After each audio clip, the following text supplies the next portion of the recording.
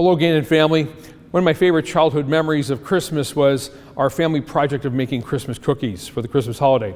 There are two favorites of mine that I love to make and I love to eat. One was the sugar frosted cutout because, well, they were just good, and it was fun that we could paint the shapes on top of it. You know, the tree, the star, the candle, the Santa Claus, etc. Another one, though, I really loved were these strawberry cookies we'd make with the powder of strawberry jello and coconut, and we'd somehow roll it into a cone, and you'd paint it with the green frosting for the stem, and they just were so good.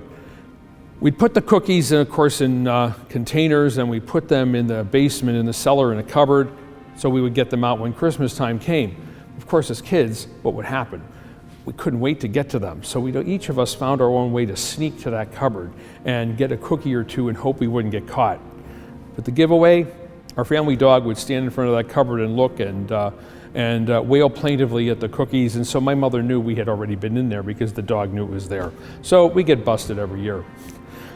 But that excitement for what Christmas brings is just so tangible in a child's life. Trying to guess what the presents under the tree are, trying to sneak into the cookie container beforehand so you can have some of that great flavor. There's certain excitement and expectation. That's what Advent is. It's that hopeful expectation, that wonderful awareness that something good is coming. And in the church's tradition, it's Christ himself who comes to us. And Christmas is the celebration of Christ, God who humbled himself and came to earth and became a baby because he wanted us to love him and not be afraid to love him, and he wanted our human love. In the Gospel of St. Luke, we hear the message of the angels, glory to God in the highest, peace on earth to people of good will. Glory and peace. Glory to God, that God is glorified in the feast of Christmas, and peace on earth to people of good will. But they go together. What that means is, God is truly glorified when we are at peace, or seek to make peace or bring peace. And when we work to bring peace, then God is glorified. I'm so grateful for the thrill and the privilege of working in the Gannon family, where this past year and all my time I've worked here and my time as a student here, there has truly been this sense of being a people of peace.